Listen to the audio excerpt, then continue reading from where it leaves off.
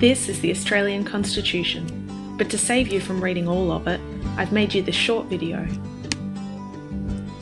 A constitution is the basic principles and laws of a nation, state or social group that determine the powers and duties of the government and guarantee certain rights to the people in it. Prior to 1901, Australia was not a unified nation. The continent was made up of 6 partly self-governing colonies that were ultimately ruled by the British Parliament. In the 1890s, a series of conventions or meetings saw the first drafts of the Australian Constitution drawn up.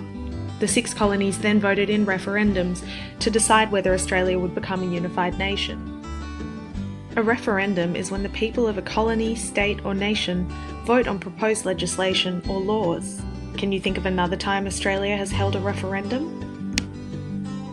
The key features of the Australian Constitution are a federal parliament and government responsible for making decisions and laws for the nation.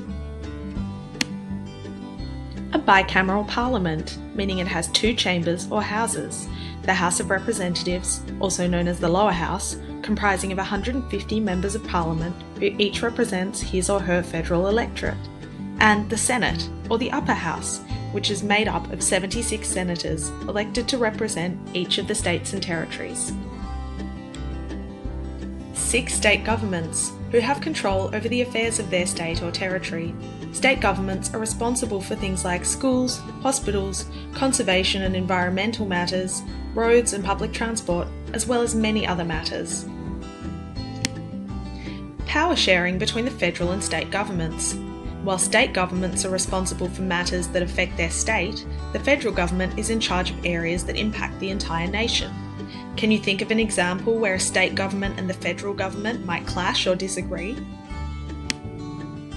The High Court of Australia, the final court of appeal. The High Court interprets the Constitution and resolves disputes between the federal and state governments. Can you think of a matter which has been sent to the High Court? The Australian Constitution doesn't cover all aspects of governance in Australia. For example, unlike in the USA, it does not include a Bill of Rights, meaning that the rights of citizens are instead decided and protected by laws made by Parliament and by the courts. It is quite hard to make changes to the Australian Constitution. First, Parliament must approve the proposed change. Then the proposal must be put to Australians in a referendum. Remember what that is?